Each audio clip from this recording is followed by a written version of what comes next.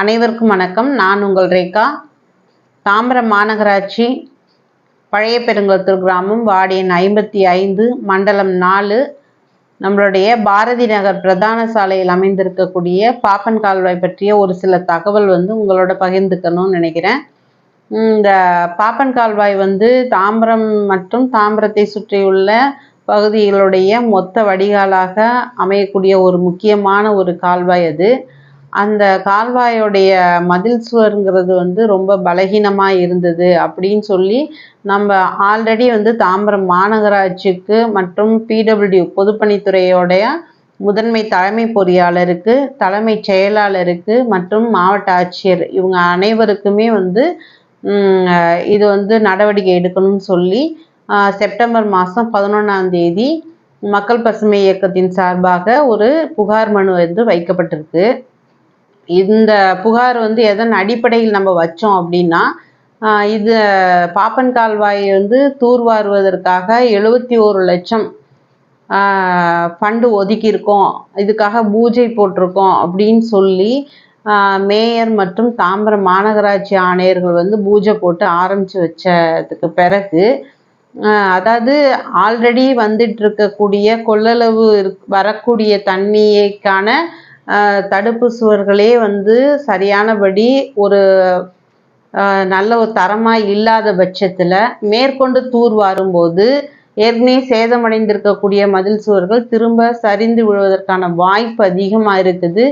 இதனால் ஏற்கனவே இருக்கக்கூடிய தண்ணீரோட வரத்துங்கிறத தாண்டி 2 மடங்கு தண்ணீர் வரத்துக்கான அதிகமான வாய்ப்பு இருக்குது. அதை தாங்கக்கூடிய சுவர் வலிமையாக இல்லை. அப்படிங்கிறதுனால அதை நம்ம ஆய்வு கொண்டு அதை ஒரு தொலைநோக்கு பார்வையோடு நம்ம வெயில் அடிக்கும் போதே நம்ம இந்த புகாரை சொல்லியிருக்கோம்.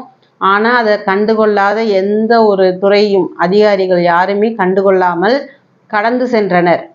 ஆனால் இன்னைக்கு என்ன நடந்திருக்கு, அந்த மதில் சுவர் இடிபாட்டுடன் இடிந்து அந்த கால்வாய்க்குள்ளேயே விழுந்திருக்கு. இப்போ மழை இல்லை இன்னைக்கு அப்படிங்கிறதுனால நம்ம அந்த இடிந்து விழுந்த சுவரை தூரம் நின்று பார்க்கக்கூடிய சூழ்நிலை இருக்குது. இதே இன்னைக்கு மழை ரொம்ப ஹெவியாக இருந்திருந்து நாளைக்கும் இதே மழை கண்டினியூ ஆனால் அந்த பாப்பன் கால்வாய் மூழ்கிற அளவுக்கு அந்த தலை தட்டி போகக்கூடிய தண்ணீருங்கிறது என்ன ஆகும்? ஊருக்குள்ளே வருமா வராதா? இதுதான் கேள்வி. அப்போது ஒரு சமூக அக்கறையோட சமூக ஆர்வலர்கள் சொன்ன புகாரை ஒரு நேர்காணல் பார்த்து அதை முதல்ல, அதாவது ஒரு ஓட்டை டம்ளரில் தண்ணி பிடிக்கிறதுக்கு சமந்தான் இவங்க செய்கிறது. அதாவது அங்கே கால்வாய் பலகீனமாக இருக்குது, அதோட சுவர்கள் அதுக்கான கெப்பாசிட்டியில் இல்லை. அதில் அதிகப்படியான கொள்ளளவு உள்ள தண்ணியை நீங்கள் வழித்தடமாக பயன்படுத்துகிறீங்க. அப்படிங்கிறது ரொம்ப மோசமான ஒரு இதை கொடுக்கும், விளைவுகளை மக்களுக்கு கொடுக்குங்கிறத நம்ம விளக்கி சொல்லியும் அதை ஏற்க மறுத்த அதிகாரிகள் தற்போது மக்களுக்கு என்ன பதில் சொல்வார்கள் என்பதே என்னுடைய கேள்வி.